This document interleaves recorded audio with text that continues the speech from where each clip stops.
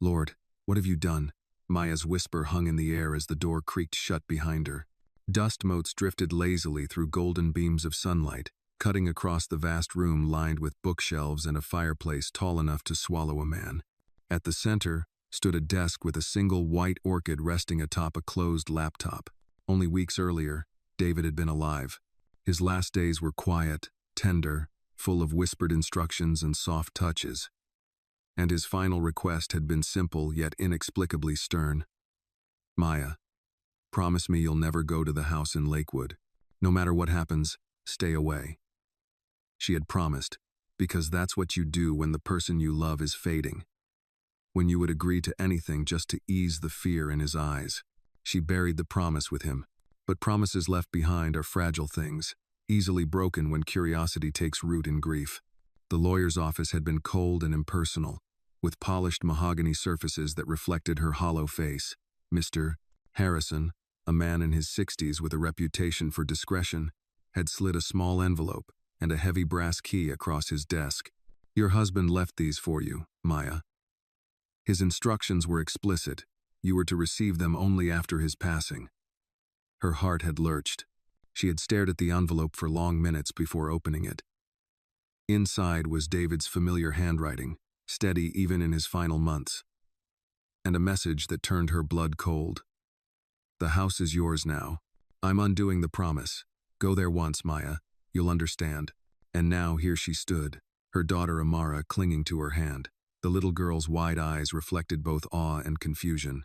At 7 years old, Amara was too young to comprehend the weight of secrets but old enough to sense when her mother's world was shaking. Is this Daddy's house? Amara whispered, her voice so small it seemed to disappear into the vaulted ceiling. She rose again, her eyes sweeping across the room. Every detail carried his touch. The antique desk, polished to a shine. The books on the shelves, American literature classics she loved but hadn't had time to reread since becoming a mother. The meticulous arrangement of fresh orchids, their colors vibrant, even in the stillness of the air. He had known. Somehow, he had known she would need beauty to anchor her when he was gone. Amara let go of her hand and wandered to the fireplace, her little shoes clicking softly against the wooden floor. Mommy? There are pictures. Maya turned and saw them, 2 framed photographs arranged along the mantel. Not the usual ones, not the wedding pictures or the family portraits that hung in their apartment back in Atlanta, but photos she had never seen before. David as a boy, standing beside tall oak trees. David as a teenager, holding a tiny orchid plant in his hands. David as a young man, his expression guarded, standing in front of the very same house they had just entered. Her knees weakened. She gripped the edge of the desk for support, her mind whirling. Why had he hidden all this? Why build a home and never tell her? Why ask her to stay away? Her gaze locked on the laptop. The orchid felt like a sign, a fragile, living thing in the middle of all this stillness. She brushed it aside gently and lifted the lid. The screen flickered to life. The handwriting was again David's. Password is our wedding date. Watch me, Maya. She hesitated, then typed their wedding date, the only code that had ever mattered between them. The machine hummed. Then his face filled the screen. Maya's knees weakened. There he was, David alive, speaking, his voice thick but clear, his eyes soft with the kind of sorrow that could never be faked. If you're watching this, Maya, then I'm gone. He drew a long breath. I know I left you a cruel burden. You asked me why I kept Lakewood hidden. You asked why I never let you near this house. The truth, my love, is that it was never meant for me, and for so long, I feared it could destroy you. Maya clutched the desk edge, her breath catching. David continued, his face tightening. This house carries the weight of the Sterling bloodline, my family's secrets. You don't know them because I kept them from you. My brothers, Marcus, Elijah, Isaiah, they are not men you can trust. I cut ties years ago, but I knew one day they would come back for this land, for what's buried here. That's why I told you never to come, to keep you safe from them. His eyes glistened. But if you are here, it means they will come. They will try to take what is yours now. Don't let them, Maya. Protect Amara. Protect yourself. Her hand flew to her mouth. The room spun. He hadn't been keeping secrets out of cruelty. He had been shielding her, trying to wall her away from a past darker than she could imagine. On the screen, David's voice broke. "I'm sorry, my love. I thought I could outlive them. I thought I could spare you this. But you are stronger than I ever was. If they come, know this truth is your weapon. And our daughter, she is your reason. Trust her, and trust yourself." The video ended, the screen dimming to black. "Mama?" Amara whispered again, clutching her sleeve. "Why is Daddy talking like that? Why does he sound scared?" Maya bent down, pulling her daughter into her arms, holding her tightly against her chest. She pressed her lips to the girl's hair, fighting the tears that blurred her sight. "Daddy wanted to protect us," she said softly. "That's why he hid this place." As she rose, the faint crunch of tires on gravel echoed outside. Her head snapped toward the tall windows. A black SUV rolled into view, sleek and heavy, its engine purring with quiet menace. 3 men stepped out. Even from the distance, the resemblance was unmistakable.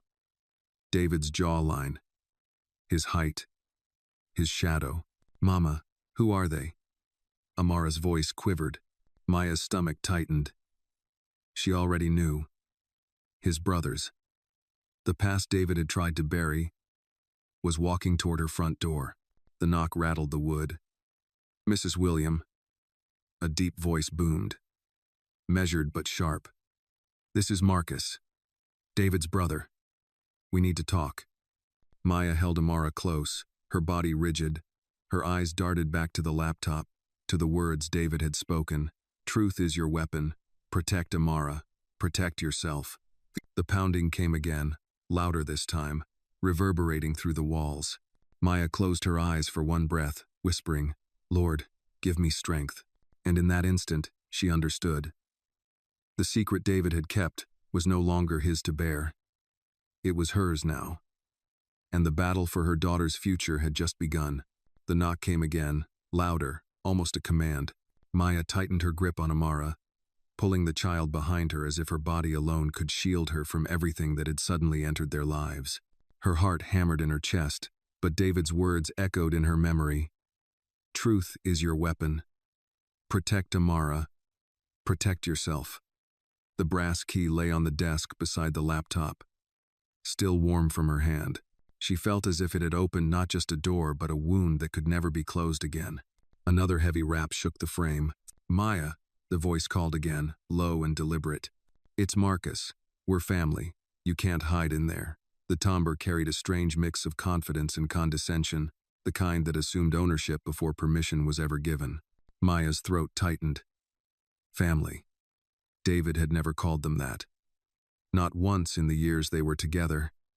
He had always referred to his brothers as shadows best left behind. Now here they were, flesh and blood, standing on her porch as if they had a right to her grief. Amara's small hand clutched her sleeve. "Mama, please don't open it. I don't like them." The child's instinct was pure, untainted by the politics of inheritance or pride. Maya knelt, brushing her thumb across her daughter's cheek. "I won't let anything happen to you," she whispered, steady though her stomach twisted with dread. The knock ceased. Silence stretched, too long, too heavy. Then came the scrape of leather shoes across the porch, and the sharp squeal of metal, one of them trying the doorknob. Maya's pulse spiked. She darted to the door and twisted the lock hard. Her voice trembled as she called out, "You need to leave. You have no right here." A pause. Then a smoother, colder voice answered, "Mrs. William, I'm Elijah. We're not here to harm you. But you know this house is not yours. It was never meant to be yours." "Bye." Maya pressed her forehead against the wood, closing her eyes. She thought of the video, of David's weary face, his plea that she prepare for this very moment. She forced strength into her tone. "David left this to me. He wanted us here. That's all that matters." A muffled laugh followed, mocking, dismissive. "My dear," Elijah said, "you don't know the truth. Our brother was sick. He wasn't thinking clearly. Whatever scraps he left you, they don't belong in your hands. You and the child can leave peacefully now, or we can take this through the courts." "The courts," Maya's heart dropped. She had no experience in that world. No money for endless battles. But she had David's files. The war room he'd built below this house. Somewhere in those documents was the shield she needed. She inhaled, slow and deep. "I won't be bullied," she said, the firmness in her voice surprising even herself.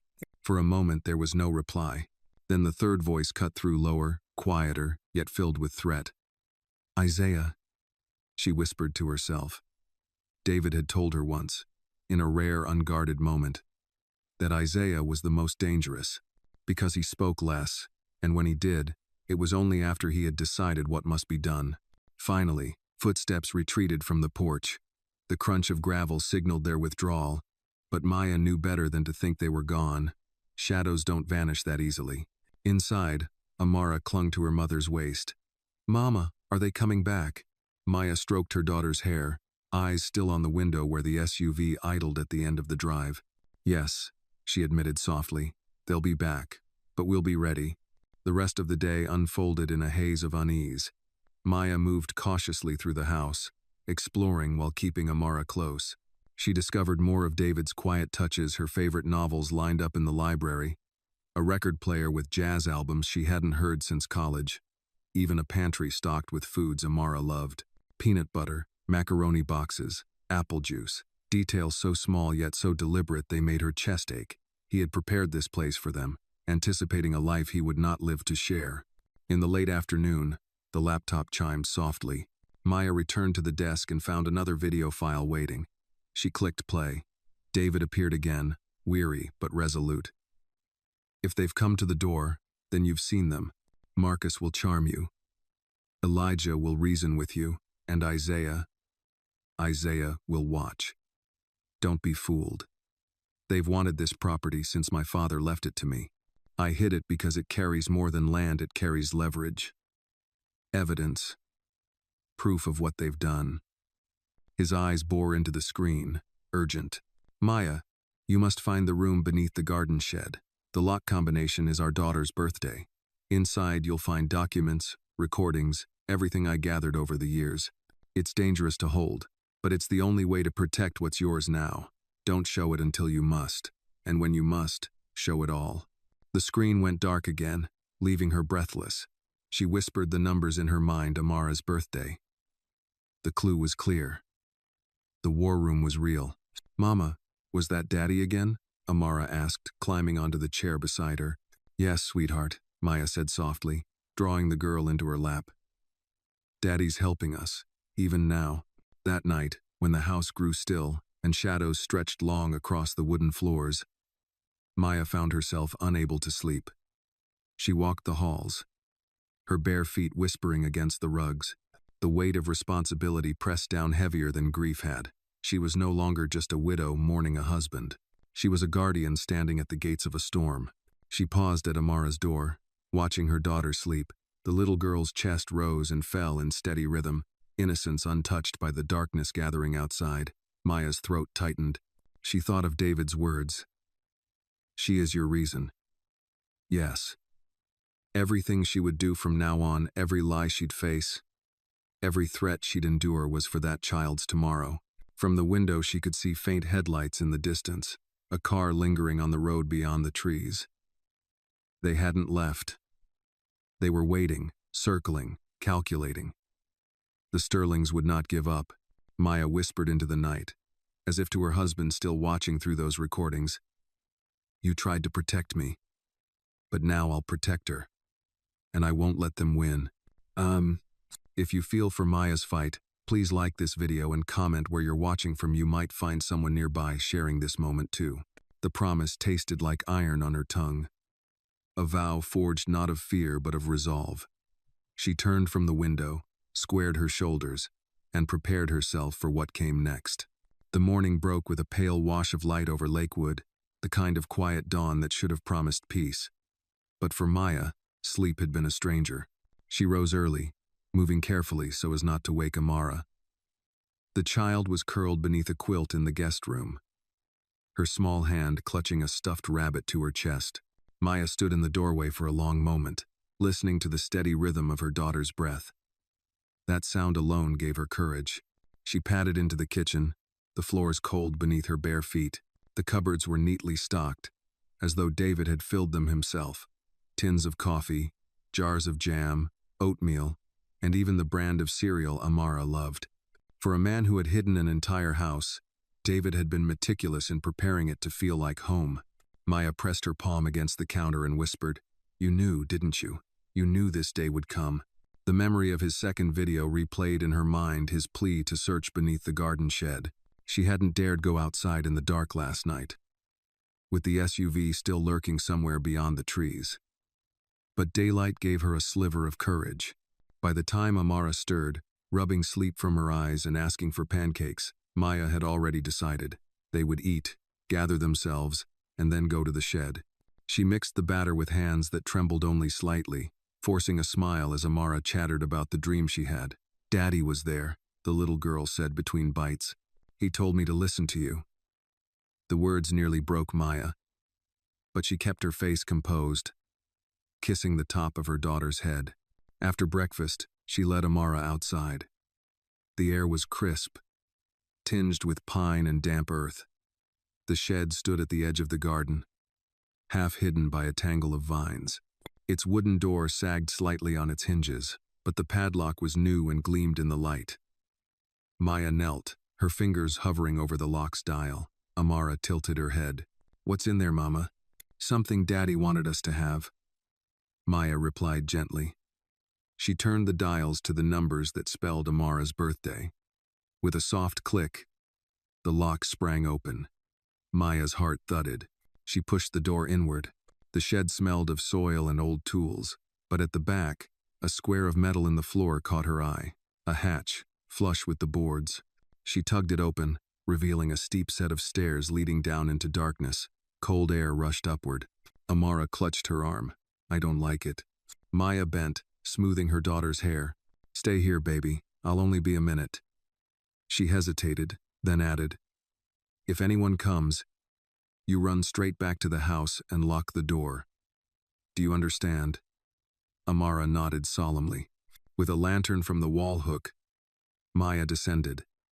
The steps groaned beneath her weight, but the structure held. At the bottom, she entered a chamber, unlike anything she expected. Concrete walls, a long table covered in folders, photographs, flash drives. On the far wall, a corkboard crisscrossed with maps and documents pinned in careful rows. This was no storage room. This was David's war room. Her breath caught. She set the lantern on the table and picked up the nearest folder. Inside were financial ledgers, stamped with the Sterling family crest. Transactions circled in red ink, margins scrawled in David's handwriting. Fraud, embezzlement, tied to Marcus. She pulled another folder. Elijah's name appeared on court filings connected to shell companies. Another, darker still. Isaiah linked to a property scandal involving disappearances in the 1,990 seconds. Her hands shook. David hadn't just prepared this for her. He had been documenting his brother's corruption for years. The house wasn't merely a sanctuary. It was evidence. Her gaze fell on a box marked with her name. She opened it with trembling fingers. Inside were letters David had written, unsent. Each one spoke of his fear that the past would consume them, his guilt for keeping her in the dark, and his hope that one day she would be stronger than he had ever been. Tears blurred her vision as she read his final words on the top letter. "You may feel alone, but you carry both of us now. Protect her, Maya. Protect yourself." "Mama?" The small voice drifted down the stairwell. Panic shot through her. She extinguished the lantern, clutching the files to her chest.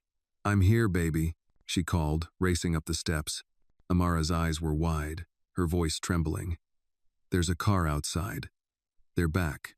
Maya pushed open the shed door and squinted into the sunlight. Sure enough, the black SUV idled at the edge of the drive. The three men stood beside it, their suits too sharp, their faces grim with intent. They had returned quicker than she'd feared. Marcus raised a hand in a mock wave. His smile didn't reach his eyes. "Mrs. William, avoiding us won't change the truth. This house isn't yours. Elijah stepped forward, his tone smooth as silk. We know you've been inside. And we know David left you things. But understand this, those things were never meant for you. Hand them over, and we can end this quietly. Maya's grip tightened on Amara's shoulder. This property was left to me. I have the papers. I have his word. You have nothing here. Isaiah's gaze locked on hers, cold and unblinking. He didn't speak, but Maya felt the weight of his stare like a hand around her throat. For the first time, she understood what David had meant when he called him the most dangerous. They didn't press further, not yet. Perhaps they were testing her resolve, gauging how much she knew. Marcus's smile thinned. Think carefully, Maya, for your daughter's sake. We'll return tomorrow. They slid back into the SUV, gravel spitting beneath the tires as they drove off. Maya exhaled, knees weak, clutching Amara close. The files pressed against her ribs, heavy with both promise and peril. The war room was now her arsenal. The brothers would be back, and when they came, she would have to be ready. That night, as Amara slept, Maya sat in the study, spreading the files across the desk. Every page was a piece of the puzzle David had left behind. Every line was a thread of truth he expected her to hold. She whispered into the silence, half prayer, half vow. I will not run. Not for me. Not for her. If you built this war room for me, David, then I'll use it. I'll fight. And in the stillness, with the weight of secrets pressing down on her, Maya felt something shift. Not the end of grief, not yet, but the birth of resolve. The next morning dawned gray, the sky heavy with low clouds that threatened rain. Maya woke early, her body stiff from a night spent in the study chair with papers still spread across the desk. Her eyes burned from lack of sleep, but her mind was alive, too sharp to rest. Every document she had read the night before painted the same picture. David's brothers weren't just greedy. They were corrupt, dangerous, and desperate to keep their sins buried. Amara padded into the study in her pajamas, clutching her rabbit by the ear. Mama, did you sleep here? She asked, blinking. Maya gathered her into her lap, brushing hair from the little girl's forehead. I had a lot to read, baby. Daddy left us things he wanted me to see. She hesitated, then added, he was protecting us. That's why he told me to stay away from this house. Amara studied her, serious in a way that only a child forced to grow up too quickly could be. Are those men going to take it away? Maya kissed her head. Not if I can help it. They ate a quiet breakfast, scrambled eggs, toast, orange juice. Simple, familiar, grounding. But the silence beyond the windows carried a tension Maya could feel in her bones. Every sound of wind or rustle of branches made her glance up, half expecting to see the SUV again. By late morning, she decided she could no longer wait. She needed counsel. She needed someone who could tell her whether these files David had left were enough to stand in court. And she knew exactly who that had to be. Amara, she said, kneeling beside her daughter as she colored at the table. We're going into town today. I need to talk to Mr. Harrison, the lawyer who gave us the key. Amara frowned.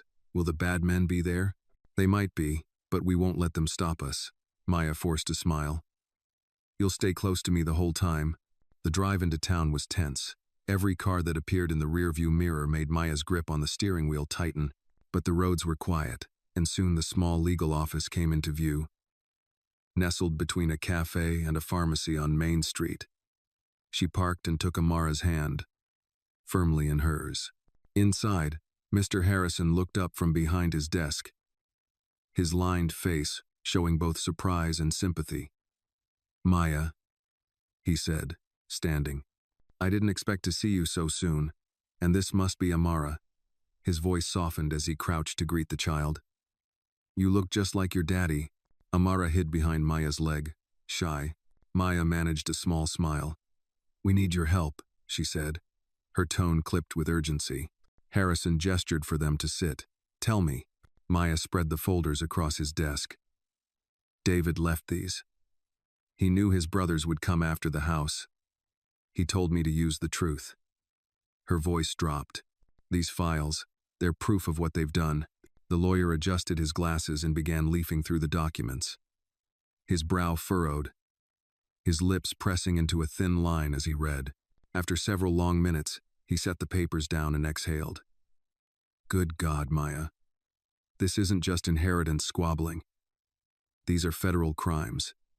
Embezzlement, fraud, land misappropriation. If half of this is authentic, and I believe it is, your husband was sitting on dynamite. Maya's chest tightened. Then we can stop them?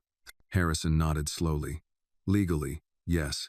But you need to understand, once they realize you have this, they won't stop at threats. They'll try to discredit you, intimidate you, maybe worse. These men have power and resources. You need to be prepared. Her hands trembled in her lap, but she straightened her back. I'm not running. Not for me. Not for Amara. At that, Harrison's gaze softened. Then I'll stand with you. But you must be careful. Don't confront them directly. Let the law do its work. For now, keep these files hidden somewhere safe. Before Maya could respond, the bell above the office door chimed. She turned, and her blood ran cold. Marcus Sterling stepped inside, flanked by Elijah and Isaiah. They wore tailored suits, their presence filling the room like storm clouds. Maya, Marcus said smoothly, his smile practiced. What a coincidence. We were just in town. Harrison stood, his jaw tight. This is my office. If you're here to intimidate my client, I'll ask you to leave. Elijah raised his hands in mock innocence. Intimidate? Never. We only came to talk, family to family. His eyes flicked to the files on the desk. I see you've been busy. Maya's instinct screamed at her to shield the papers, to shove them back into her bag, but she held her ground, meeting Elijah's gaze. These are David's. He left them for me, and you have no right to them. Isaiah stepped closer, his voice low, dangerous. You think you know what you're holding, little widow. But you don't. Some truths aren't weapons. They're curses. Amara whimpered, pressing against her mother's side. Harrison's voice cut sharp. That's enough. Get out, or I'll call the sheriff. The tension hung thick in the air. For a moment, Maya thought they might refuse, might push harder. But Marcus finally inclined his head, his smile never wavering. Very well, but consider this, Maya. Truths can destroy families. They can destroy children. Ask yourself if that's really what David wanted for yours. With that, they turned and left, the door slamming behind them. Maya sagged in her chair, her pulse racing. Harrison leaned forward, voice urgent. You see now what you're up against, but you're not alone. I'll file motions to secure your claim to the house. In the meantime, you protect your daughter and those files with your life. Maya nodded, clutching Amara close. As she rose to leave, she glanced at the window. The SUV was still parked outside, waiting. The brothers were patient predators, but she was no longer prey. On the drive back, rain began to fall, streaking the windshield in silver threads. Amara leaned against her shoulder, whispering, Mama, Daddy said to trust you. I do. Maya's grip tightened on the wheel. She whispered back, her voice steady, then we'll face them together. Rain hammered the roof of the Lakewood house as Maya pulled the car into the gravel drive. The wipers beat back and forth, failing to keep pace with the downpour. Amara had fallen asleep in the back seat, her cheek pressed against the rabbit she carried everywhere, lips parted in soft breaths. For a moment, Maya lingered, watching her daughter's face in the mirror, reminding herself of the reason she couldn't bend, couldn't break. She lifted Amara gently, carrying her inside through the storm. By the time she laid her daughter on the bed, the child stirred only long enough to mumble, Mama, don't let them in, before slipping back into dreams. Maya pulled the quilt higher around her and kissed her forehead.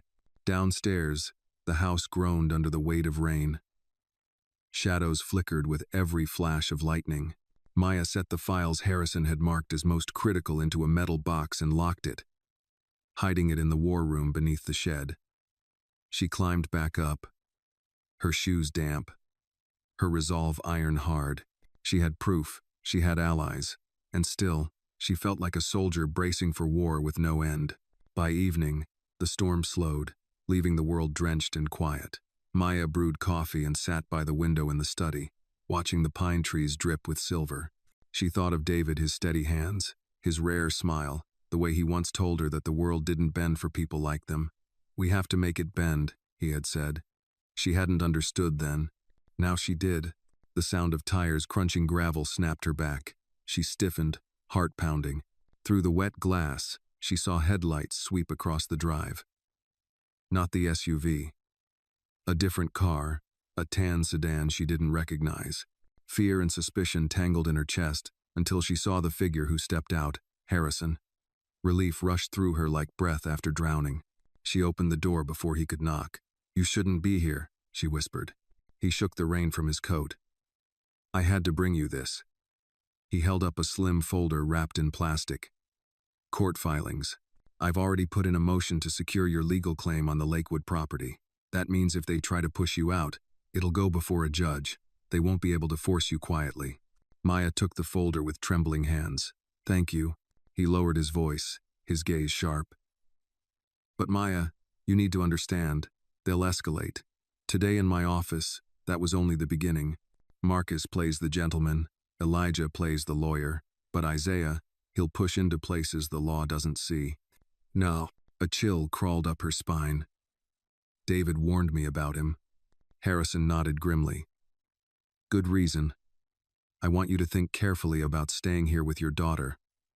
At least until the court sees this through." Maya's jaw tightened. "If I run now, they win. And if they win, everything David left us, all his sacrifice, means nothing. I won't do that to him. Or to her." Harrison studied her for a long moment, then exhaled. "Then you fight. But don't fight alone. I'll line up allies. People who know how the Sterlings operate. You hold steady." After he left, the silence felt heavier. Maya checked each lock on the doors, each shutter on the windows. The war room's hatch she covered with a rug and a heavy chair. Then, with the house sealed tight, she returned to Amara's room. The child was still sleeping peacefully. Maya whispered, "I'll keep you safe, whatever it takes." But safety was fragile. At dawn the next day, Maya awoke to the sound of voices outside. Low, male, indistinct. Her blood froze. She slipped from bed, crept to the upstairs window, and pulled back the curtain just enough to see. 3 figures stood by the edge of the drive: Marcus, Elijah, and Isaiah. They weren't knocking this time. They were simply waiting, their SUV idling behind them, exhaust curling into the cold air. Maya pressed a hand to her chest. They hadn't left after all. They were watching, reminding her that the house was never truly hers to claim. A game of patience and intimidation. She stepped back from the glass, every nerve alive. Later that morning, after ensuring Amara was occupied with her schoolwork, Maya opened the laptop again. Another file blinked on the desktop. She clicked, her breath catching. David appeared once more, his face thinner, eyes shadowed. "My brothers won't stop, Maya," he said, his voice grave. "They'll make you feel cornered. They'll make you feel small. But remember, this power isn't just wealth or muscle. Power is conviction. And conviction in the truth outlasts everything else." His lips trembled faintly as he added, "I never told you how much you'd have to carry. And I'm sorry. But I chose you because you're the only one who could." The screen went black. Maya closed the laptop and whispered into the quiet, "Then I will." That evening, as she tucked Amara into bed, the little girl reached out, eyes wide with worry. "Mama, what if the bad men come inside?" Maya held her hand firmly. "Then they'll find out the truth doesn't live with them. It lives with us." Outside, the SUV's headlights cut across the trees like watchful eyes. Inside, Maya sat in the study, the court filings beside her, the war room below, and the memory of David's words burning in her chest. She was no longer only a grieving widow. She was a defender standing between her daughter and the shadows of a family that wanted to consume them both. And as the rain began again, tapping against the windows like a steady drumbeat, Maya whispered a vow into the dark. "This is our home now, and I will fight for it." The following morning, the storm had passed, leaving the air sharp and clean, the ground soaked with dew. Maya rose before Amara, dressing quickly and moving through the house with a deliberate quiet. She brewed coffee and sat at the kitchen table, her gaze fixed on the papers Harrison had left. Each page was a shield, but also a sword fragile in her hands, yet powerful enough to wound men who had spent their lives untouchable. She sipped the bitter coffee, her thoughts circling like vultures. She had never wanted to fight. She had wanted to teach, to paint, to raise her daughter in the kind of peace she had never known growing up. And yet here she was, holding the weapon of truth against men who carried shadows in their blood. Amara shuffled in, rubbing her eyes. "Mama, are they still outside?" Maya hesitated before answering. "They're watching, baby. But they can't hurt us if we stay strong." She offered a smile she didn't fully feel. "Want some pancakes?" The child's nod, sleepy but trusting, cut through her fear like sunlight through fog. For Amara, she would bear anything. By mid-morning, a knock came. Not the heavy, insistent pounding of Marcus or Elijah, but a polite, measured tap. Maya's muscles tensed as she opened the door, prepared for the worst. Instead, she found Mrs. Delaney, the elderly caretaker from a neighboring property. Her white hair was tucked under a scarf, her hands gripping a wicker basket of fresh rolls. "Maya," the older woman said warmly, though her eyes carried concern, "I heard the Sterlings were back in town. Thought you could use a friendly face." Maya exhaled, relief softening her shoulders. "Come in, please." As they sat with coffee, Mrs. Delaney's voice lowered. "Those brothers never brought anything but trouble. Your husband." He kept to himself. But he was kind. Different from them. Everyone around here knew it. She placed a wrinkled hand over Maya's. "Don't let them scare you. They feed on fear." Maya swallowed hard. "They want this house, and they won't stop." Mrs. Delaney's gaze sharpened. "Then you do what women like us have always done. You hold ground. You outlast them." "No." The word struck something inside Maya, like the toll of a bell. This wasn't just about a house, it was about survival, dignity, the right to claim her life as her own. That afternoon, Amara played quietly with crayons in the living room while Maya returned to the laptop. Another video file had appeared. Her chest tightened as David's face filled the screen again. "If you found the war room," he began, his voice weary but steady, "then you know the depth of what my brothers have done. But Maya, remember, truth isn't just for defense. It's leverage. They fear exposure more than losing money. Use that." He leaned closer, as if to bridge the distance of death. "I never wanted this for you. But if they corner you, don't bargain, don't bend. Show them you see through their lies. That will break them more than any court ever could." Maya closed the laptop slowly, her hand lingering on its lid. For the first time, she felt not only grief but anger. David had carried this weight for years, and now it was hers. She would not let them strip it from her. Near dusk, headlights flared across the drive. Her pulse quickened. The SUV again. The three brothers stepped out, suits crisp, faces set in grim determination. This time, they didn't bother with pleasantries. Marcus called out from the porch, voice sharp. "Maya, enough games. We're coming in." Before Maya could reply, Harrison's sedan rolled up behind them. He climbed out, briefcase in hand, his voice carrying across the damp evening. "You'll do no such thing. This property is under legal review. Step away." Marcus's expression twisted, but Elijah raised a hand to silence him. "Mr. Harrison, you know as well as we do this isn't her fight to win. She's young, vulnerable. Don't drag her into a war she can't survive." Maya stepped onto the porch, Amara behind her, clutching the rabbit. Her voice rang out, firm despite the fear coiled inside. "This is my fight. David left it to me because he trusted I would protect what he couldn't. I won't run, and I won't give in." Isaiah's gaze flicked between her and the child, his silence heavier than words. Then, without warning, he smiled a thin, unsettling curve of lips. "We'll see," he murmured, before turning back to the SUV. The three brothers left, but the threat lingered like thunder just beyond the horizon. Harrison placed a hand on Maya's shoulder. "They're testing you. Don't falter. Tomorrow, we'll file an injunction to keep them off the property until the case begins."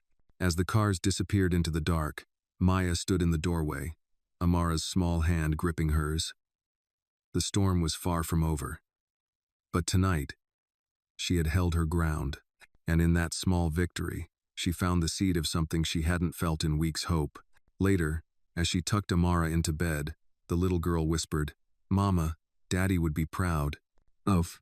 Maya's throat tightened, tears stinging her eyes. "I hope so, baby. I really hope so."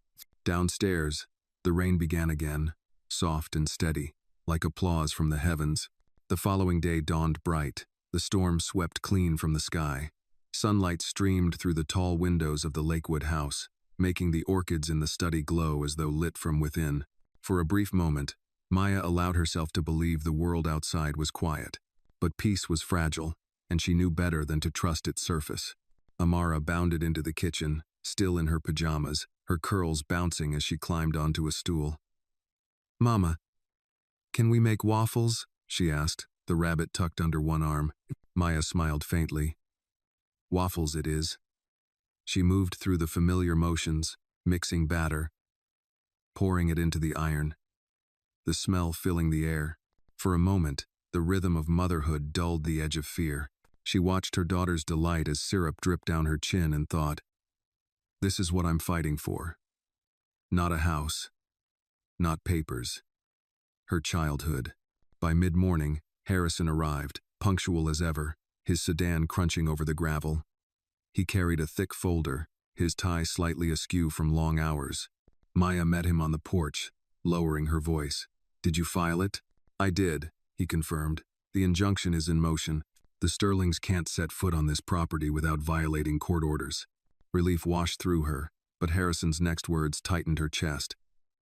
"That doesn't mean they'll respect it. They've skirted the law before. You must stay vigilant." Inside, he spread out documents on the dining table, explaining each step: hearings, affidavits, the timeline of the case. Amara wandered in and out, occasionally listening, occasionally lost in her coloring books. To her, adults' words about property and courtrooms were a puzzle without edges. But she sensed the tension, the way her mother's jaw stayed clenched, the way Harrison's voice dipped low whenever he mentioned Isaiah. As afternoon stretched, Maya decided she needed to do more than wait. She remembered David's words in the last video. Truth isn't just for defense. It's leverage. Perhaps somewhere in the files there was something that could turn the tide before it even reached the courtroom. She went back down into the war room, lantern in hand, Harrison following reluctantly. The air was cool, heavy with dust and secrets. She pulled out folders, spreading them across the concrete table. Harrison examined one, his brow furrowing. This is evidence of a land grab Isaiah orchestrated in the late 90s. If exposed, it would ruin him. Why didn't David ever use this? Maybe he was protecting me, Maya whispered, or maybe he knew timing was everything. No. Her eyes landed on another folder, labeled with Elijah's name. Inside were letters, legal contracts doctored to funnel money into offshore accounts, dates, signatures, all carefully annotated by David. It was damning. Harrison's face grew grim. This isn't just family business. If we bring this forward, it could trigger federal interest. That would pull this battle out of their hands. Maya traced David's handwriting on the margins. For Maya, when she's ready, she felt the burn of tears but blinked them away. She couldn't afford to break now. Above them, the sudden crunch of tires jolted her upright. Voices carried faintly through the open windows of the shed. Maya stiffened. They're back. She doused the lantern quickly. "Take Amara inside," she whispered to Harrison.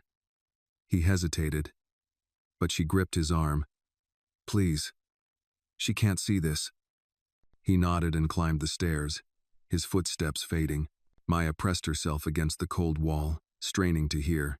Through the sliver of the hatch, she caught fragments of conversation: Marcus's smooth tone, Elijah's measured cadence, Isaiah's low murmur that made her skin crawl.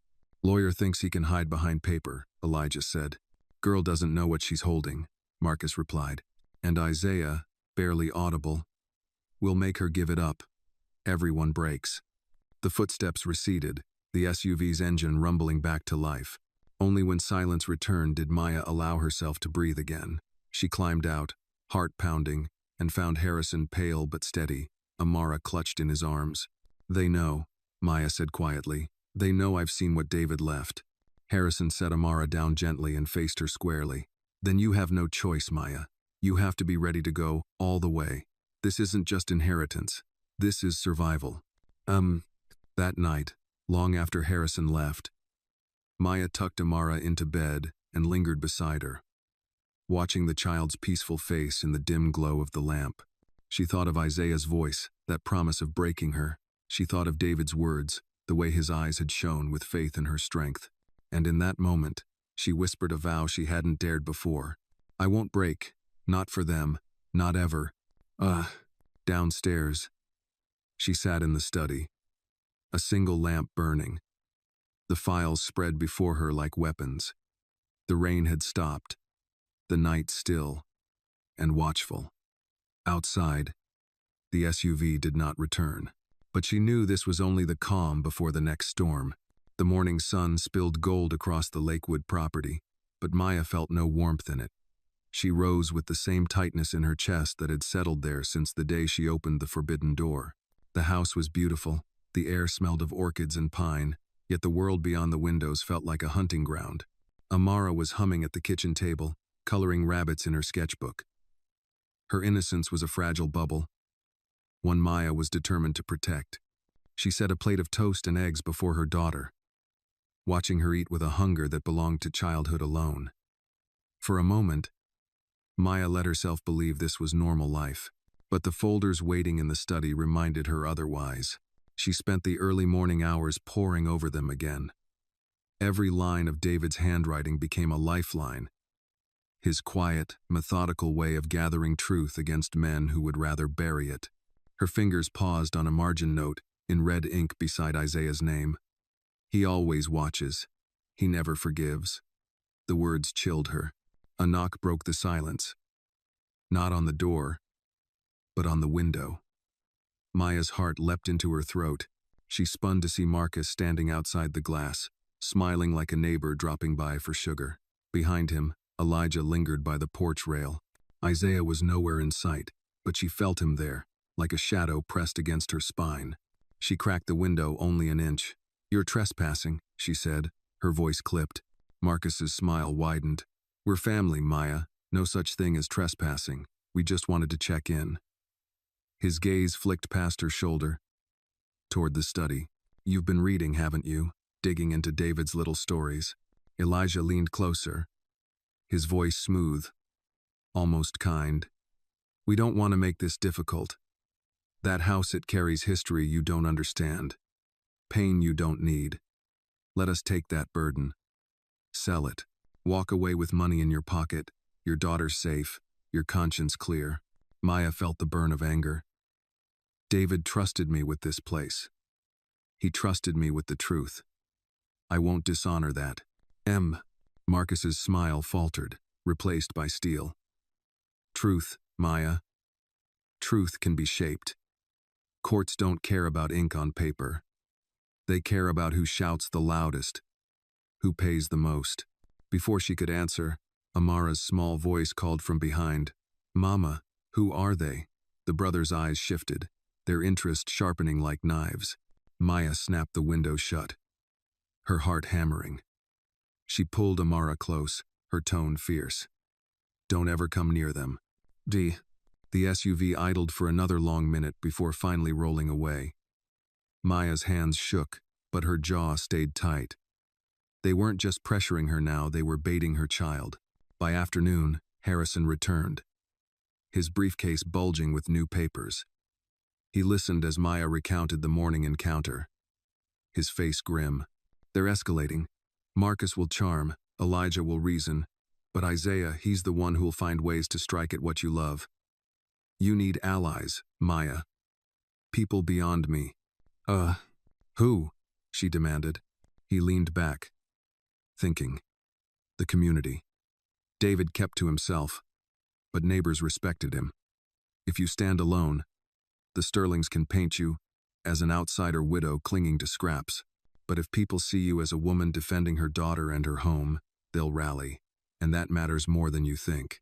Maya thought of Mrs. Delaney's visit, of the quiet strength in the older woman's voice. Perhaps Harrison was right. She couldn't win this battle in shadows. That evening, she decided to step into town again.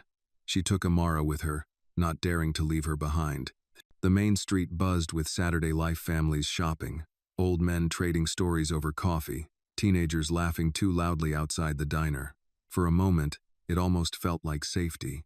Inside the grocery store, she caught whispers. Heads turned, eyes lingered. She realized the news had already spread. David's widow living in the Lakewood house, the brothers circling like vultures. Some looked at her with pity, others with curiosity. But when Mrs. Delaney spotted her, she came straight over, wrapping Maya in a warm embrace. "You don't stand alone, dear," the older woman said firmly, her voice carrying enough to be heard by others nearby. "That house is yours. Don't let anyone tell you otherwise." Maya blinked back tears. Amara squeezed her hand tighter, as if sensing her mother's strength grow in that moment. Later, on the drive back, dusk painted the trees in shades of fire. Amara spoke softly from the back seat.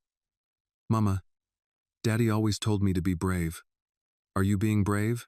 Maya swallowed hard, eyes on the road. "I'm trying, baby. Every day." When they pulled into the drive, the house loomed steady, orchids glowing faintly in the windows. But as she stepped out of the car, Maya noticed something new. A folded note tucked beneath the porch light. She snatched it up, unfolding the paper with shaking hands. In blocky handwriting, it read, "Truth won't save you. Walk away, or we take more than the house." Her stomach turned cold. She crumpled the note, shoving it deep into her pocket before Amara could see. Inside, she locked every door, every window. She sat at the desk in the study, the war room files spread before her, David's words ringing in her ears. "Truth is your weapon. Protect Amara. Protect yourself." Maya exhaled slowly, whispering to herself, "Then I'll fight with everything I have." Upstairs, Amara's laughter drifted faintly as she played with her rabbit, unaware of the storm thickening outside. Maya looked toward the ceiling, her chest tight with both fear and determination. For her daughter, for David, for herself, she would not break. The note burned in Maya's pocket long after she had crumpled it, its threat echoing louder than thunder. She could not let Amara see it, not yet. Childhood was too fleeting to be poisoned by fear. That night, after tucking her daughter in and sitting by her bedside until sleep claimed her, Maya returned to the study. She unfolded the paper again beneath the glow of a single lamp. "Walk away, or we take more than the house." The words were blunt, deliberate. Whoever had written them wanted her to believe that the fight was no longer about property. It was about her child. Her hands shook, but anger steadied her spine.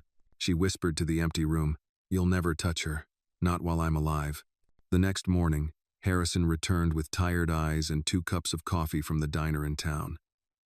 Maya let him in, glancing toward the gravel drive. The SUV wasn't there, but its absence felt more ominous than its presence. Over steaming cups, she showed him the note. His jaw tightened as he read.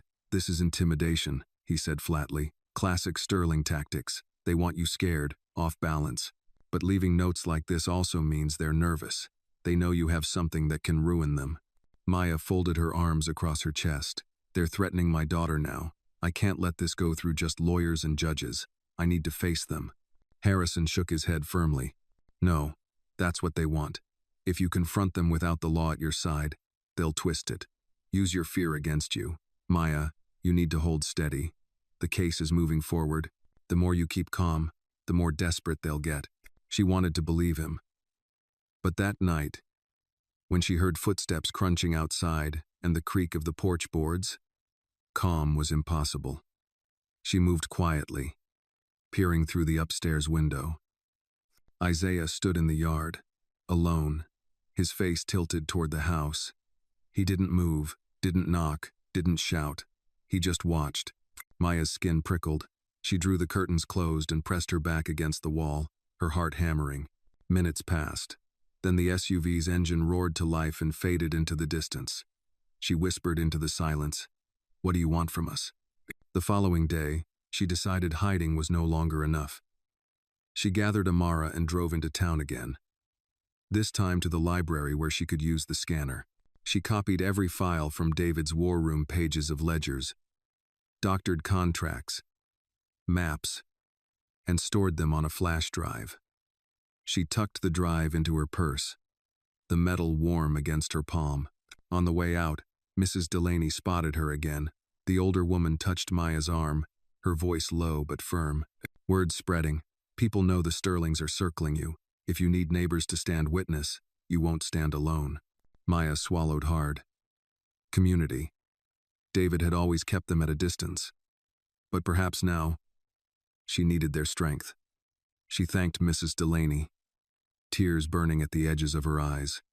That evening, as she settled Amara into bed, her daughter looked up with wide eyes. "Mama, if Daddy hid this house because of the bad men, does that mean he didn't trust me?" Maya's heart ached. She knelt beside the bed, cupping her daughter's face. "No, baby. Daddy trusted you more than anyone. He hid it to protect us. He knew you deserved a safe life. And now, we'll make it safe together." Amara nodded slowly, her small hand slipping into Maya's. "Then I'll be brave too." Downstairs, Maya opened the laptop again. Another video file blinked on the desktop. She clicked it, her pulse quickening. David appeared, weaker than before, his face thin with illness. "If you're seeing this," he said, voice raspy, "then they've shown their teeth. Maya, they'll use fear. They'll threaten what you love most. But remember, fear is their weapon. Yours is light. Shine it, and they scatter. Trust that. And if they come for Amara, fight harder than you ever thought you could." No. The screen went black. Maya bowed her head, clutching the laptop like it was his hand. Later, unable to sleep, she walked the halls of the house. In the stillness, she noticed something she hadn't before. Tiny scratches at the back door, fresh, sharp, like someone testing the lock. She froze, breath caught in her chest. Someone had been here, closer than ever. She checked every lock again, double-barred the doors, and finally settled on the couch with a blanket, too restless to return upstairs. She whispered into the darkness, "You can't have her. You can't." The war wasn't waiting for the courtroom anymore. It had arrived at her doorstep. And Maya knew with cold certainty that the next time Isaiah stood in her yard, he wouldn't just be watching. Maya woke to the sound of rain tapping lightly on the windows and the ache of a restless night spent on the couch. Her blanket had slipped to the floor, and the cold of the early morning clung to her bones. She sat up quickly, scanning the room, half expecting to see shadows moving by the glass or footprints across the porch. But all was still. The scratches on the back door, though, were real. She touched them again, running her fingers over the grooves in the wood, fresh, intentional. A message. By the time Amara came downstairs, the scent of oatmeal and cinnamon filled the kitchen. Maya forced cheer into her voice. "Morning, baby. Breakfast is ready." Amara yawned, sliding into her chair, her rabbit tucked under one arm. "Mama, did you sleep down here again?" Maya nodded, smiling faintly. "I wanted to keep watch, just to make sure everything's safe." "Because of the bad men?" Amara's voice was soft but steady. "Yes," Maya admitted, smoothing her daughter's hair. "But you don't have to worry. Daddy left us what we need." After breakfast, Harrison called. His tone was urgent. "Maya, I filed the injunction yesterday, but I just got word the Sterlings are pushing back hard.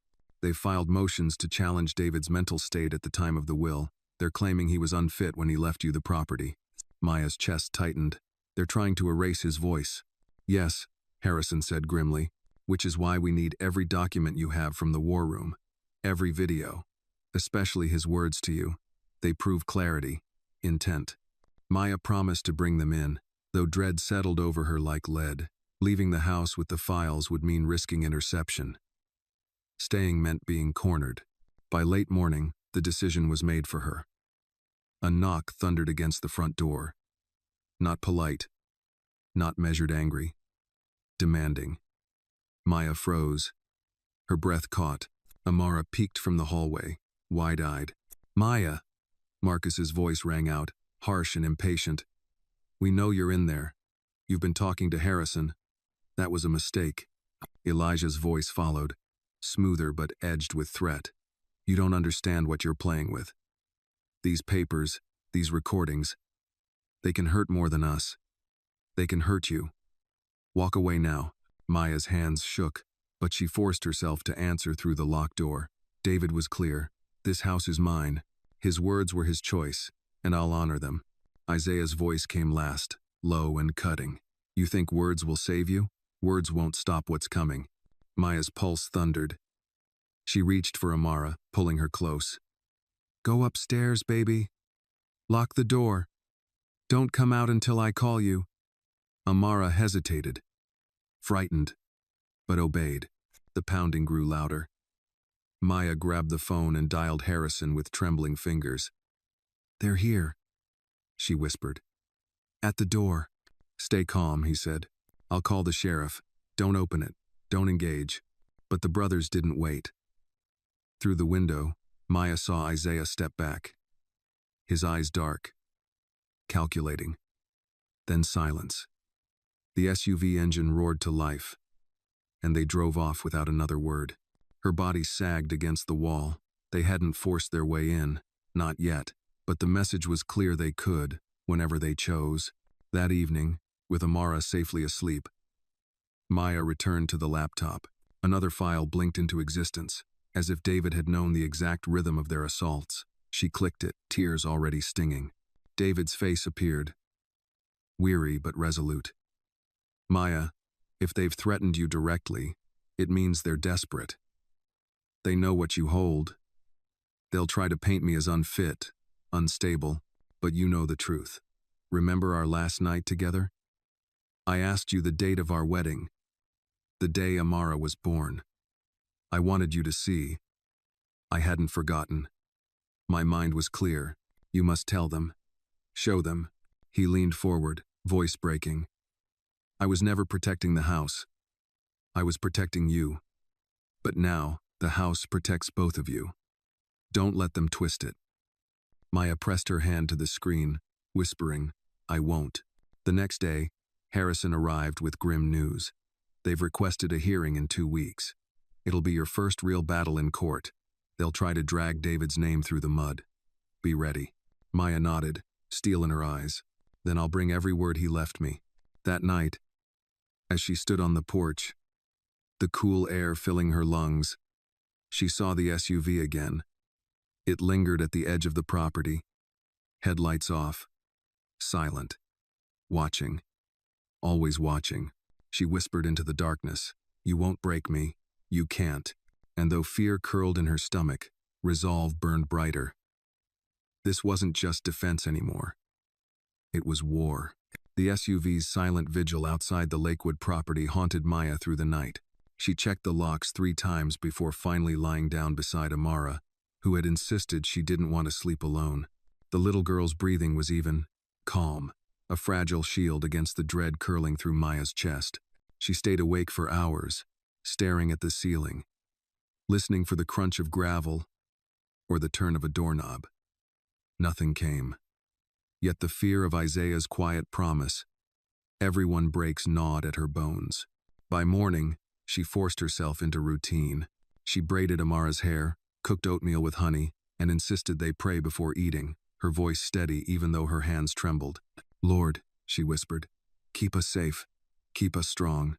Amara echoed her softly, Amen. Later that morning, Harrison called again. His voice was low, urgent. Maya, they're not wasting time. They've already filed a deposition request. They want to argue David was medically incompetent in the last year of his life. Maya's breath caught. They want to erase him. Yes, Harrison said. But they'll need proof. Which means we need stronger proof. Not just documents. Testimonies. Videos. Anything that shows David was of sound mind. Her eyes flicked to the laptop on the desk. I have his words. I have his face, his voice, his memory. Good, Harrison replied. That's the kind of evidence juries remember. In the afternoon, Maya ventured down into the war room again, lantern flickering against the cold concrete. She searched boxes she hadn't yet touched. Inside one, she found a series of tapes, old VHS cassettes, labeled with dates stretching back 20 years. David's handwriting covered each spine. She ran her fingers across them, her throat tight. One label caught her attention. 1,998. Isaiah divided by land deal. Another. 2001. Marcus divided by shell company. She pulled them out, stacking them carefully. Proof not just of David's clarity, but of his brother's corruption. When she returned upstairs, Amara was coloring quietly in the living room. "Mama, you were gone a long time," she said, her eyes worried. Maya knelt, hugging her close. "I was finding things Daddy wanted us to have, things that will help us." That evening, Maya and Harrison set up an old player in the study. The screen flickered, grainy, but the content was damning. One tape showed Isaiah shaking hands with a local official, exchanging envelopes of cash. Another revealed Marcus signing fraudulent contracts. David's voice narrated from off-camera, calm, precise. Like a man chronicling a storm he knew would one day swallow him. Harrison leaned forward, eyes wide. "This is gold, Maya. With this, we don't just defend, we attack." But before relief could take root, Amara screamed. Maya bolted into the hallway, heart slamming. The back door rattled violently, the knob twisting. Someone was trying to force it. She grabbed Amara, holding her tight, as Harrison rushed to the door. "Stay back," he barked. The shaking stopped suddenly. Silence. Then a shadow passed across the window. A tall figure, moving slowly, deliberately. Isaiah. His face appeared for a fraction of a second in the glass, his eyes fixed on Maya and her child. Then he was gone. The SUV's engine roared outside, and within seconds the drive was empty again. Amara sobbed into her mother's chest. Maya stroked her hair, whispering, "He can't hurt us. He won't. Daddy left us everything we need." But inside, she felt the cold truth. The brothers were no longer just circling. They were probing, testing the house itself, inching closer each time. After settling Amara into bed, Harrison poured 2 cups of coffee and handed one to Maya. "He's trying to terrify you, and it's working. That's what he wants." Maya shook her head. "I can't be afraid anymore. Fear doesn't protect her. Action does." "Oh," she set the cup down, her voice hardening. "We take these tapes to the authorities. Not just the court. The press. Everyone. If they want to play with threats, I'll drown them in light." Harrison hesitated. "That's a dangerous move. It escalates everything." Maya met his gaze, fire in her eyes. "Then let it escalate. I'm done being their prey." The room fell into silence, broken only by the steady tick of the old clock on the wall. Maya leaned back, exhaustion tugging at her but resolve burning brighter than fear. David had built this house as both a sanctuary and a fortress. Now, it was her war front. As she looked toward the stairs, where Amara slept safely for now, Maya whispered to herself, "This ends with us, not with them." And for the first time since David's death, she felt not just defensive, but dangerous. The night after Isaiah's shadow crossed her window, Maya barely slept. She lay awake listening to every creak of the old house, every whisper of wind against the glass. When sleep finally claimed her, it was shallow and filled with jagged dreams, David's voice fading, Amara calling for her, the sound of locks breaking. She woke before dawn, her heart pounding, and knew there would be no peace until she acted. She brewed coffee in the dim kitchen light, the percolator hissing like a living thing. The scent filled the air, grounding her. Amara padded in, still in her pajamas, rubbing her eyes. "Mama, you're up so early." Maya kissed the crown of her daughter's head. "I have things to do today, baby." "Important things. Because of Daddy's brothers?" Amara asked quietly. Maya hesitated, then nodded. "Yes, because of them. But don't worry, sweetheart. Daddy left us the truth, and we're going to use it." Later that morning, Harrison arrived with his briefcase. He looked more tired than ever, his hair mussed from the wind. "Maya," he said as soon as she opened the door, "I've been reviewing the footage you found. If this gets into the right hands, it'll be devastating for the Sterlings. But we have to be strategic. The court hearing is 2 weeks away. We need to decide whether to hold it for then, or release it sooner to the press." Maya led him into the study, where the tapes and files lay spread across the desk. "I'm tired of waiting for them to strike first," she said firmly. "Every day they push harder. Last night Isaiah tried the back door. Next time, maybe he doesn't stop." Harrison's eyes narrowed. "You need protection. A sheriff's patrol at least." Maya shook her head. "No uniform can stop Isaiah. What can stop him is exposure." She tapped the files. "If I release this, they can't silence me without silencing the whole town." Harrison considered her words, then sighed. "You're right. But once this is public, there's no going back. You'll be their target, in ways you can't yet imagine." "Oh." Before Maya could answer, Amara ran into the room, holding the rabbit by its ear. "Mama, there's a car outside." Maya's stomach dropped. She rushed to the window. Sure enough, the SUV was there again, idling at the edge of the drive. But this time, Isaiah wasn't just standing in the yard. He was walking up the steps, his slow, deliberate pace making her skin crawl. Maya pulled Amara behind her. Harrison stepped forward, his voice firm. "Stay calm. Don't open the door." "Oh." Isaiah's knock was gentle, almost polite, but the menace in it was unmistakable. "Maya," he called, his voice low and even. "We need to talk. Just you and me. No lawyers. No files. Just family." Maya's throat tightened. Every instinct screamed at her to stay silent, but another voice rose inside her, the echo of David's recordings. "Truth is your weapon. Don't bend. Don't bargain." She drew a deep breath and spoke through the locked door. "You don't get to call yourself family. Not after what you've done." A pause, then Isaiah's chuckle, dark and humorless. "You think you know what I've done, but you don't know what David did. He wasn't as innocent as you think. He left you holding a curse, not a gift." Her blood went cold. She wanted to dismiss it as a lie, but the conviction in Isaiah's tone gnawed at her. Harrison stepped closer, his hand steadying her shoulder. "Don't listen to him. This is what he does, plants doubt, makes you question what you know." But Isaiah pressed on, his words deliberate knives. "Ask yourself, Maya, why did he really keep you from this house while he lived? It wasn't just us. It was what he hid from you. Secrets cut both ways." Maya's hand tightened on the doorframe. "Leave," she said, forcing strength into her voice. "Before I call the sheriff."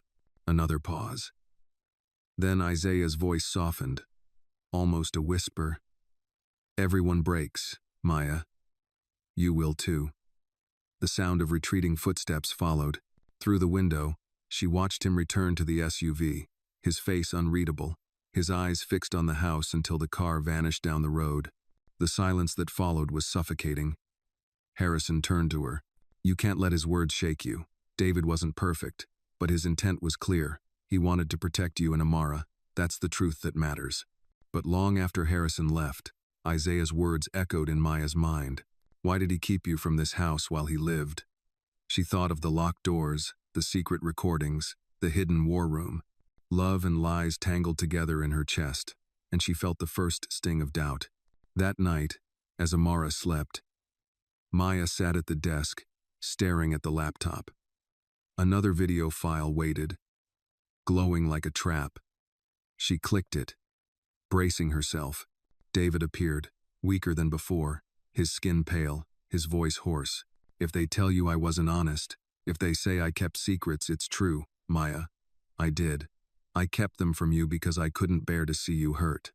My brothers aren't the only ones who sinned. Our family, it's darker than I ever let you see. But you were my light. You and Amara. That's why I told you to stay away. Not because I doubted you, but because I knew once you stepped into this, it would change you forever." Maya's breath shook as tears blurred her vision. David's face filled the screen, filled with sorrow and love all at once. "I'm sorry," he whispered. "I gave you a burden no wife should ever carry. But I believe in you. I always did." The screen went black. Maya sat in the silence, her fists clenched. Doubt warred with determination. The Sterlings wanted to twist her love into weakness. Isaiah wanted her to crumble under secrets. But she couldn't. Not for Amara, not for David's memory. She wiped her tears, whispered fiercely into the dark, "I won't break. Not now. Not ever." And for the first time, she wasn't just fighting the Sterlings. She was fighting the shadows of her husband's past, too. The next morning, the Lakewood house felt heavier, as if David's confession from the video had soaked into the walls. Maya stood in the kitchen, staring at her reflection in the dark window above the sink. His words echoed inside her. "Our family. It's darker than I ever let you see." She had spent years believing his silence was a kindness, that his distance from his brothers was enough. But now she realized she had been living on the edge of a storm she hadn't even seen. Amara shuffled in, still clutching her rabbit. "Mama, you look sad," she said softly. Maya forced a smile, kneeling to hug her. "I'm just thinking too much. Daddy left us a lot to carry. But you don't need to worry. I'll handle it." The child studied her with wide eyes, then whispered, "I'll help. I can be brave too." The words struck Maya with both pride and guilt. Her daughter was only 7, yet already sensing burdens that should belong only to adults. She kissed her forehead. "You're already the bravest girl I know." Later that day, Harrison called with news. The judge set the first hearing for 12 days from now. The Sterlings will argue that David was unfit when he signed the will. We'll counter with his videos and testimony from his doctor. But Maya, you need to prepare yourself. They'll drag David's name through the mud. They'll attack you too. They won't stop at truth. Maya's grip on the phone tightened. "Then we'll show them everything. The files, the tapes, whatever it takes." Harrison hesitated. "Not all at once. The right piece of evidence at the right time can break their momentum. Play it carefully." After the call, Maya sat in the study, staring at the spread of folders and tapes. Each one was both a weapon and a wound. She reached for one marked Marcus. 2005 divided by bank fraud, but froze when Amara's small voice drifted from the doorway. "Mama, can I watch Daddy's video too?" Maya turned, startled. Amara stepped into the room, her eyes hopeful. "I miss his voice. Please?" Maya's heart squeezed. She hesitated, torn between protecting her daughter and honoring her request. Finally, she opened the laptop and chose one of the earlier recordings one David had made before his illness showed on his face. David appeared on the screen, healthier, his smile gentle. "If you're watching this, Amara, it means I'm not there with you anymore. But I want you to know you were the best thing I ever did. You and your mama are my world. Don't ever forget that." Amara's eyes filled with tears. She pressed her hand to the screen, whispering, "I won't forget, Daddy." "Dazir." Maya gathered her daughter into her arms as the video ended. She whispered into her hair, "He loved you more than anything. That's why we have to be strong now." That night, long after Amara had fallen asleep, Maya sat awake with the laptop. Another new file blinked at her. She hesitated, then clicked. David appeared again, this time visibly weaker, but his eyes burned with urgency. "Maya," he said, "if Isaiah has spoken to you, he will try to twist the truth. He'll tell you I was hiding things, that I wasn't the man you thought. And in part, he's right. I hid things because I didn't want you burdened. But don't confuse my silence with lies. My love for you was never false. The family I came from, Marcus, Elijah, Isaiah, they thrived on deception. I tried to break free. I tried to build something better with you. This house was my attempt to leave light in place of darkness." He coughed, his voice ragged. "Don't let them make you doubt that." "Oh." The video ended, leaving Maya in tears, her chest heavy but her resolve sharpening. The next morning, she stepped onto the porch to breathe the crisp autumn air. The SUV was gone. For once, the road was empty. But on the porch rail lay another note, weighted by a stone. She picked it up with shaking hands. This one read, "Every family has rot. Yours isn't different. Choose wisely before you drag your daughter into ruin." Maya crushed the paper in her fist. The words no longer filled her with fear, they filled her with fury. She whispered to the empty road, "You won't have her. Not her. Not me." That night, she sat with Harrison on the phone, her voice steady as steel.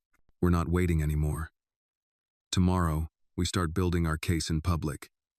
If the Sterlings want to drag us into ruin, I'll drag their secrets into the light first. And as she hung up, she realized something had shifted. The grief-stricken widow who had once trembled behind locked doors was gone. In her place stood a woman ready for battle, sharpened by loss, fueled by love, and unwilling to bend. The next morning, Maya stood before the mirror in her bedroom, the autumn light falling across her face. For the first time since David's death, she dressed not in muted clothes of mourning but in a navy blouse and pressed slacks. Her hair was tied neatly, her eyes clear though rimmed with exhaustion. She barely recognized the woman staring back, a widow no longer hiding, but preparing to stand. Downstairs, Amara sat at the kitchen table, swinging her legs, nibbling toast. "Mama, you look different," she said with a curious tilt of her head. Maya smiled faintly. "I feel different." She kissed her daughter's forehead and whispered, "Today, we start fighting back." By mid-morning, Harrison arrived with his briefcase and a look of approval. "You're ready," he said simply. "We'll take the first step, documenting everything for the court and lining up witnesses. I've already spoken with Dr. Nelson, David's physician. He'll testify David's mind was sound in his final year. That counters their incompetency claim." Maya's relief was short-lived. "And the community? If Isaiah's right, people might doubt David. I can't let that poison spread." Harrison tapped his folder. "That's where you come in. You need to be seen, not just as David's widow, but as a mother fighting for her daughter's home. Go to church, go to town meetings. Let people see who you are. If the Sterlings try to discredit you, the community's faith will be your shield." The thought of exposing herself unsettled Maya, but she remembered Mrs. Delaney's promise. "You don't stand alone." She nodded. "Then we start today." That afternoon, she and Amara attended Sunday service at the local church. The sanctuary was warm, the air filled with hymns that stirred old memories. She held Amara's small hand, the child's voice rising alongside hers. Afterward, neighbors she barely knew approached, some with condolences, others with firm handshakes and murmurs of support. "David was a good man," one said. "He stayed out of his brother's mess. We'll vouch for that." Maya's chest loosened for the first time in weeks. The Sterlings might be feared, but not everyone believed their shadow. Later, back at the house, she sat with Harrison in the study. He spread the VHS tapes across the desk. "We need to decide which pieces to use first. This one," he said, tapping 1,998. "Isaiah divided by land deal. Would hit hardest. But it's risky. If they know you have this, Isaiah might come at you harder than ever." Maya's jaw tightened. "He already has." She told him about Isaiah at the back door, about the notes left on the porch. Harrison's expression hardened. "Then we move faster. Tomorrow I'll arrange a meeting with a contact at Summit Resorts. They've had their eye on this property. If they see you as the rightful heir, they'll back you, and the Sterlings will lose leverage." Maya exhaled. For the first time, she wasn't only reacting. She was planning. That night, after tucking Amara in, she returned to the laptop. Another video file blinked, as though David's ghost paced with her. She clicked it, bracing herself. His face appeared, thinner now, his voice a rasp but steady. "Maya, if you've made it this far, you're ready. I knew you would be. The truth isn't easy to carry, it never is, but it's lighter than lies. Remember, they will use fear. They will try to touch Amara because they know she's your heart. Don't let them. Stand firm, not just for yourself, but for her." Tears blurred her eyes, but she whispered back, "I will." Near midnight, the house settled into silence. Maya locked the doors and turned out the lights. She climbed the stairs slowly, every creak reminding her of the night Isaiah stood outside. But something had shifted. Fear was still there, but beneath it burned a harder edge. Anger. Resolve. She paused outside Amara's door, listening to her daughter's steady breathing, and thought, "You'll never take her from me. Never." The next morning, as the sun rose pink over the pines, Maya stood on the porch with a cup of coffee. She looked out over the road, where the SUV had lingered so many nights. It wasn't there today. But she didn't relax.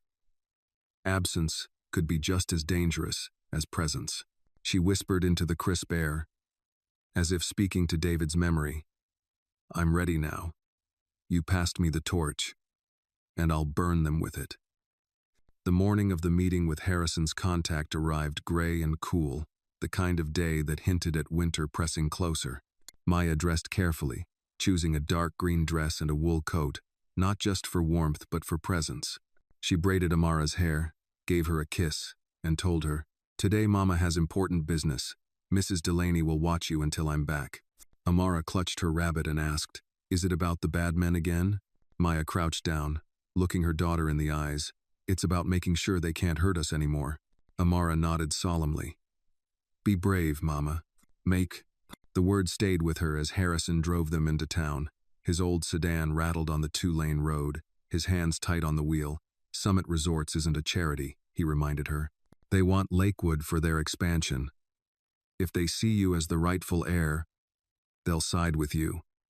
But if they smell weakness, they might shift toward your brothers-in-law.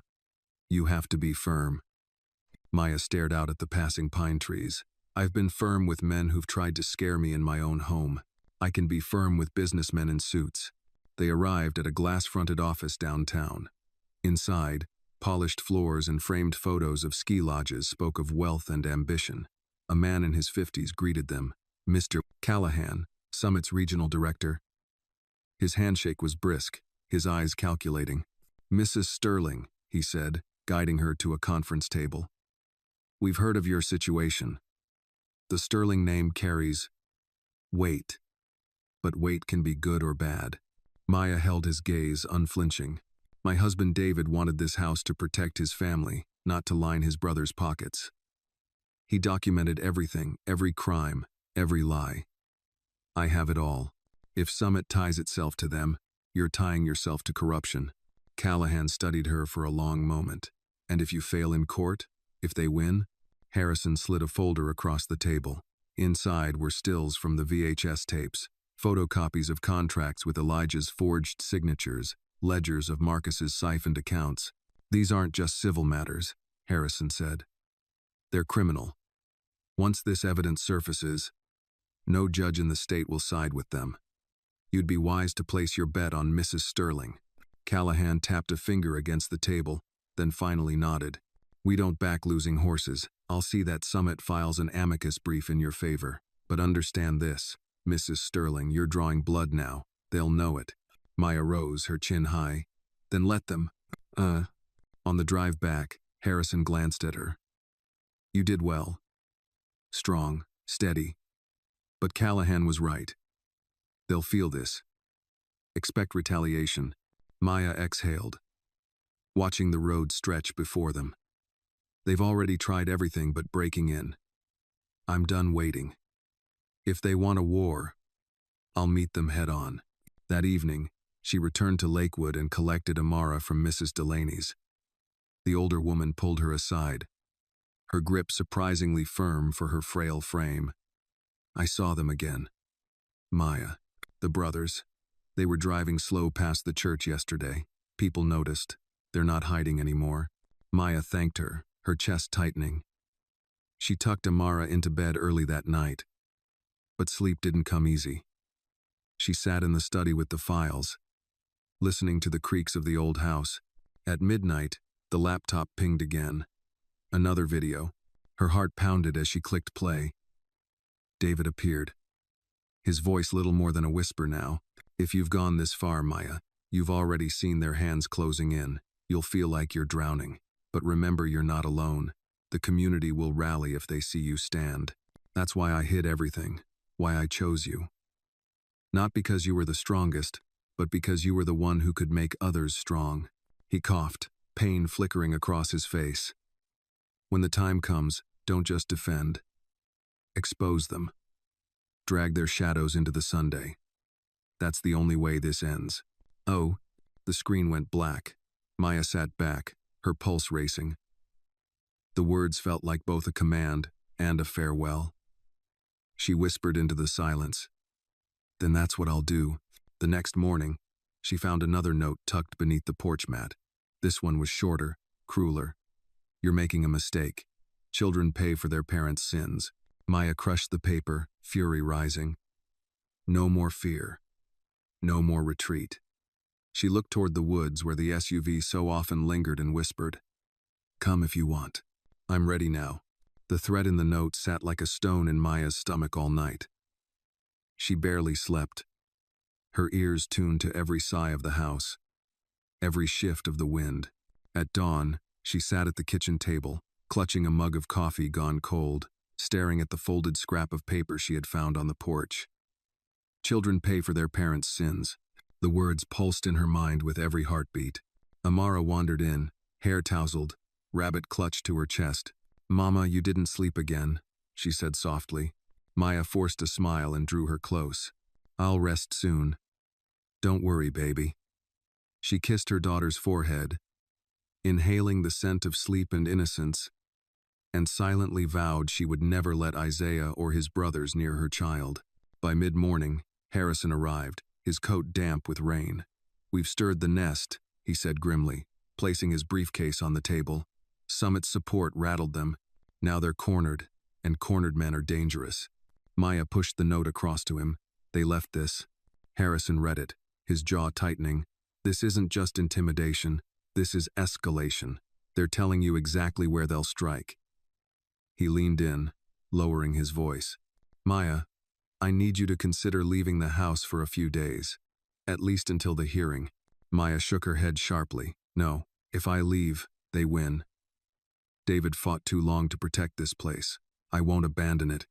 Not now." Harrison sighed, rubbing his temples. "Then at least let me arrange private security. Someone here at night, when you and Amara are most vulnerable." She hesitated. Pride screamed no, but the memory of Isaiah's face at her window made her nod. "One guard, but only someone you trust." That evening, a man named Carter arrived, a retired sheriff's deputy with broad shoulders and a quiet presence. He tipped his hat politely to Maya and crouched to meet Amara's curious stare. "Don't worry, little one. My job is to keep you safe." For the first time in weeks, Maya felt a sliver of relief. Still, as darkness fell, she found herself pacing the study, listening to Carter's steady footsteps on the porch. The files lay spread before her like a battlefield map, the tapes stacked like weapons. Every piece of evidence was a strike waiting to be unleashed. Near midnight, the laptop pinged again. Another video. Her breath caught as she opened it. David appeared, his face gaunt, his eyes burning with urgency. "Maya," he rasped, "if they've threatened Amara, you must act.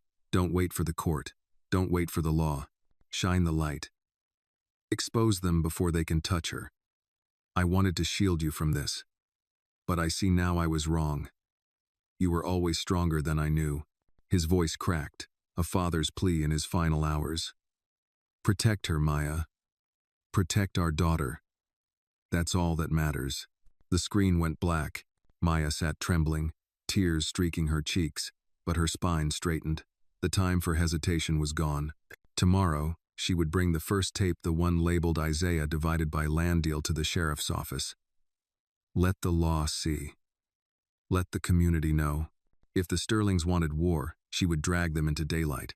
At dawn, as she prepared for the trip, Carter knocked on the study door. "Ma'am," he said, his voice low. "That SUV was back last night. Parked down by the tree line. They didn't come closer, but they watched until sunrise." Maya looked past him, toward the window where the woods stretched silent and deep. She felt no tremor of fear this time, only anger sharpening into resolve. "Let them watch," she said quietly, "because when the sun sets tonight, the whole town will know who they really are." She gathered the tape, the files, and kissed Amara goodbye, leaving her in Mrs. Delaney's care. As she slid into Harrison's sedan, the weight of David's final plea pressed against her heart. She whispered into the morning air, "This ends with me." Not her. The sheriff's office smelled of coffee, old paper, and rain-damp uniforms. Maya walked in with Harrison at her side, the VHS tape clutched so tightly in her hand her knuckles had gone white. She felt every eye in the room turn toward her, curiosity heavy in the air. The Sterling name carried weight in this town, and most folks had long learned to step aside when it surfaced. But today, Maya wasn't stepping aside. Sheriff Daniels rose from behind his desk. He was a broad man in his 60s with gray hair and a tired face, but his handshake was steady. "Mrs. Sterling, Mr. Harrison, what brings you here?" Maya set the tape on his desk with a trembling but deliberate hand. "Evidence. Proof of what David's brothers have been doing. You need to see this." The sheriff's brows furrowed. "That's so?" He gestured toward the old player still hooked up in the corner for interrogations. Harrison slid the tape in. The screen flickered. Grainy but clear enough. Isaiah Sterling shaking hands with a county official. Cash changing hands. Signatures scrawled across a document that shifted land rights illegally. David's voice, calm and measured, narrated the exchange. When the tape ended, the room was silent except for the hum of the machine. Daniels leaned back, rubbing his jaw. "Lord help us. This is corruption that goes back decades." He looked directly at Maya. "You understand, this isn't just about inheritance now. If I move on this, it becomes a criminal matter. A big one." Maya met his gaze, her voice steady. "Then move on it, because if you don't, they'll never stop." Daniels exhaled slowly, then nodded. "All right, I'll open an investigation. But Maya, you need to be careful. Once Isaiah knows this tape is in my hands, he won't take it lying down. He'll push harder." As they left the office, Harrison murmured, "We've crossed the line now. There's no turning back." That evening, the town buzzed. Word traveled fast in a place like this. Maya could feel the shift when she walked into the diner with Amara to grab dinner. Conversations hushed. Eyes followed her, but not all with suspicion. Some with quiet approval. Mrs. Delaney approached, patting Maya's shoulder. "You did right, dear. People have been afraid of those men for too long. Someone had to stand up." Amara sat close beside her mother, nibbling fries, watching the adults with wide eyes. "Mama," she whispered, "are we the good guys?" Maya smiled faintly, brushing hair from her daughter's face. "We're the ones telling the truth. That's what makes us strong." But as they drove back to Lakewood under a bruised purple sky, headlights appeared in the mirror. The SUV. It followed at a distance, never speeding, never overtaking. Maya's hands tightened on the wheel, but she forced calm into her voice. "It's okay, baby. Just hold tight." By the time they turned into the gravel drive, the SUV had slowed, then stopped at the edge of the road. Its lights cut through the trees, bright and unblinking. Carter, waiting on the porch, raised a hand toward it, but the vehicle didn't move. It simply sat there, an animal crouched in the dark. That night, after Amara was safely asleep, Maya sat at the study desk. The house was quiet except for Carter's steady pacing on the porch. She stared at the files spread before her.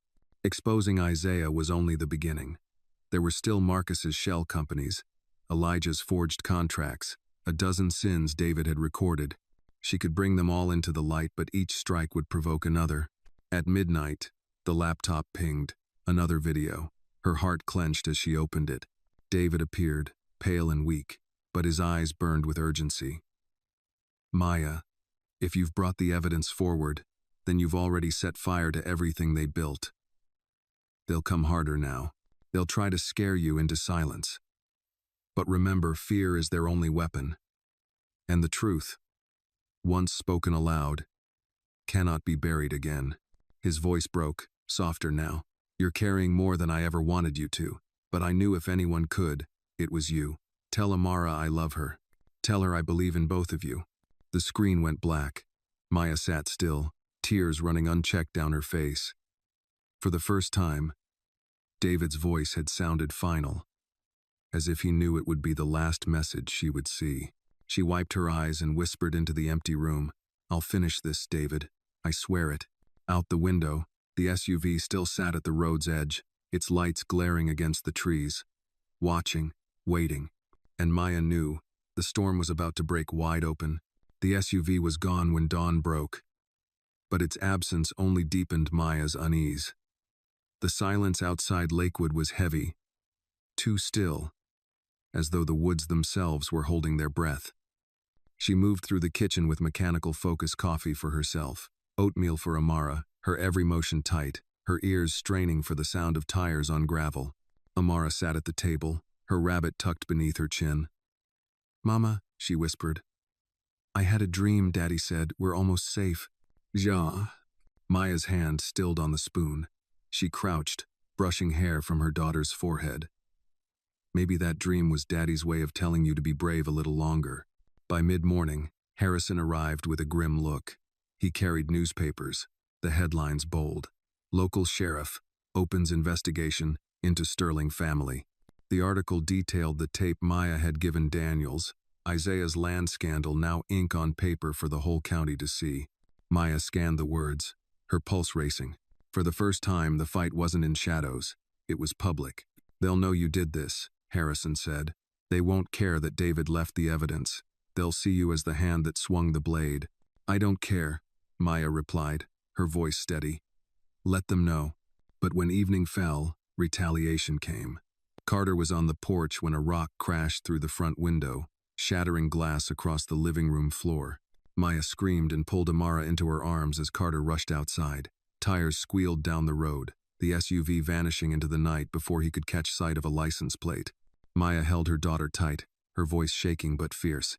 "You're okay, baby. You're okay." Later, after boarding the window, Carter muttered, "They're playing dirty now. This is intimidation classic, but the more rattled you get, the more they win." Maya looked at the broken glass glittering on the floor like shards of ice. "Then I won't rattle. Not anymore." That night, long after Amara slept, Maya sat in the study, glass crunching faintly underfoot. The laptop glowed again with another video. She clicked, her hands trembling. David appeared, almost ghostly now, his voice thin but resolute. "If they've attacked the house, it means they're desperate. Maya, listen carefully. You must not stop now. This fight won't end with a courtroom. It ends with truth so loud, they can't silence it. Show them everything. All of it. Every tape. Every page.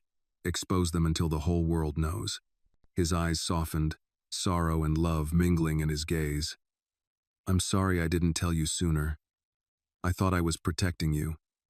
But you were never meant to be sheltered, Maya. You were meant to stand." The screen flickered to black. Maya pressed her hands to her face, the weight of his words pressing into her bones. She whispered into the quiet, "Then I'll burn every shadow you left behind." The next day, Harrison arranged a meeting with Sheriff Daniels and a county prosecutor. Maya brought the tapes Marcus's shell companies, Elijah's forged contracts, and laid them on the table. The prosecutor, a sharp-eyed woman named Alvarez, studied the evidence with growing astonishment. "This is enough to open federal channels," Alvarez said. "If you're willing to testify, Mrs. Sterling, we can bring charges that will tear them apart." Maya met her gaze without flinching. "I'll testify. I'll say everything David recorded, everything he left for me. I won't be silent." When she returned to Lakewood, neighbors had gathered outside, Mrs. Delaney among them, others from town too, men and women who had heard whispers, who had seen the headlines. They stood with quiet solidarity, their presence a shield against the encroaching dark. One man called out, "We're with you, Mrs. Sterling. Don't let them scare you off." For the first time, Maya felt the strength of community at her back, and she realized David had been right. Her role wasn't just to carry the truth, but to give it voice so others could stand too. That night, as Amara curled against her under the quilt, the child murmured sleepily, "Mama, Daddy's proud of us." Maya kissed her daughter's head, tears stinging her eyes. "I know, baby, I know." But outside, deep in the woods, headlights flared briefly before vanishing. The Sterlings were still there, still circling. The storm hadn't passed, it was building to its final strike. And Maya knew the next move would decide everything. The day of the hearing arrived under a sky the color of steel. Maya rose before dawn, her chest tight, her resolve harder than it had ever been. She dressed carefully, choosing a black dress and a gray coat, somber but unyielding. In the mirror, she caught her own eyes and whispered, "This ends today." Amara stirred sleepily, still clutching her rabbit. "Mama, do you have to go?" Maya knelt, smoothing her daughter's curls. "Yes, baby, but I'll come back, and when I do, this house will be ours forever." Mrs. Delaney arrived to keep watch over Amara. Before leaving, Maya kissed her daughter's forehead. Remember what Daddy said in the video? To be brave? Today, that's what I'm doing. The courthouse was packed. Reporters lined the steps. Townsfolk filled the benches. Harrison walked beside her, steady and calm, but his eyes revealed the weight of what was at stake. Inside, the Sterling brothers were already seated, Marcus in his polished suit, Elijah with papers spread before him, Isaiah sitting motionless, his stare fixed on Maya like a predator watching prey. The judge entered, and the proceedings began. Elijah rose first, his voice smooth as silk. He argued that David had been unstable, that grief, illness, and paranoia had clouded his judgment. He painted Maya as a grieving widow manipulated by her late husband's delusions. Maya clenched her fists beneath the table, heat rising in her chest. When her turn came, she stood, Harrison at her side, and faced the room. David was not unstable, she said, her voice steady. He was clear, deliberate, and determined to protect his family from the darkness his brothers carried. And he left proof. She gestured to the screen. Harrison pressed play. The courtroom fell silent as the tapes played Isaiah exchanging bribes, Marcus signing fraudulent contracts, Elijah doctoring legal documents. David's voice narrated each, calm, methodical, undeniable. The judge leaned forward, his brow furrowed. Murmurs rippled through the benches, townsfolk whispering as the Sterling legacy crumbled before their eyes. Isaiah's jaw tightened, but he didn't move.